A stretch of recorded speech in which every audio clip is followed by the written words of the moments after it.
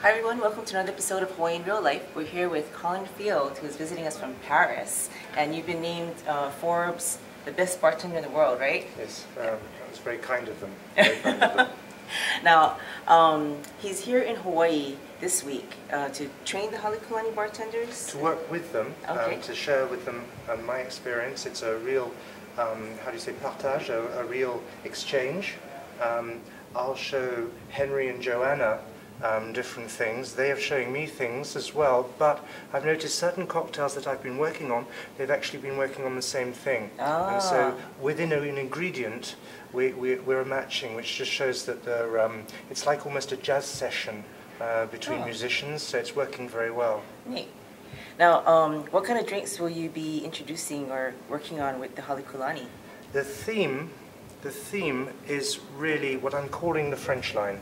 The French line for me is something like l'haute couture, designing dresses, Christian Dior, Yves Saint Laurent. In this case we're doing different cocktails, much lighter.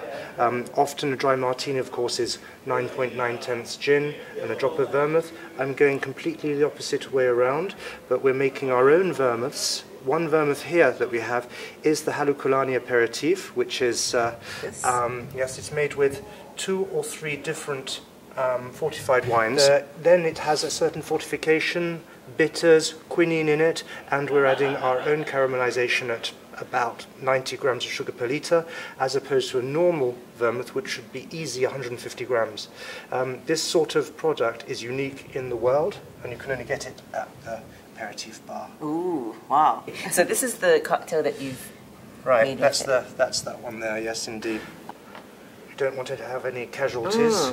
That caramel flavor, it's light, it's flavour. What's important, the difference for me between drinking, which I enjoy doing, and tasting is when you're tasting, you taste something and you start thinking, now what can I feel?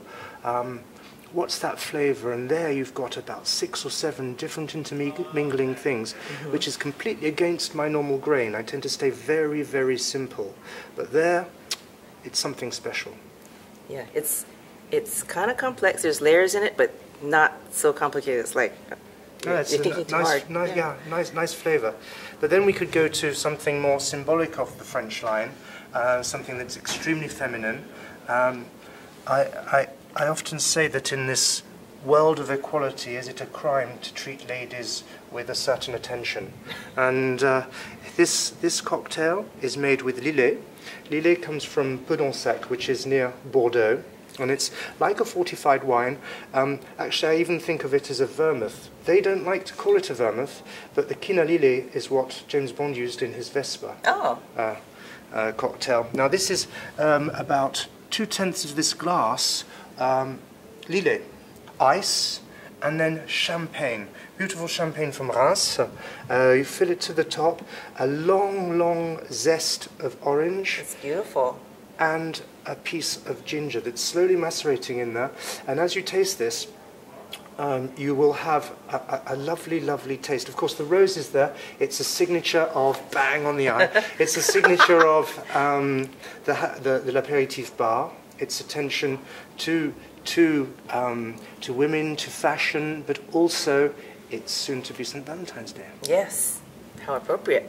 Now this, you can taste it and you can smell it just as you're... You can take this off. I mean, I don't want to have any casualties No, there. okay. Presentation is everything, but the tasting is something else. We love bloopers, but you can smell it just as you're putting it up during the orange. You've got the orange coming, absolutely. Now, Lillet and orange go classically always together.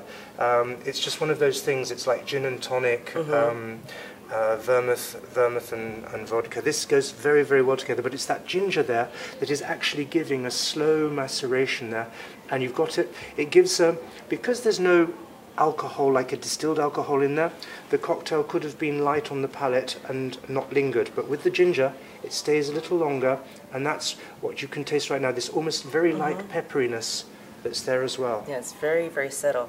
And I like that when you're bringing it to your mouth, you're smelling the orange zest and you kind of inhale it as you sip. Absolutely. Nice.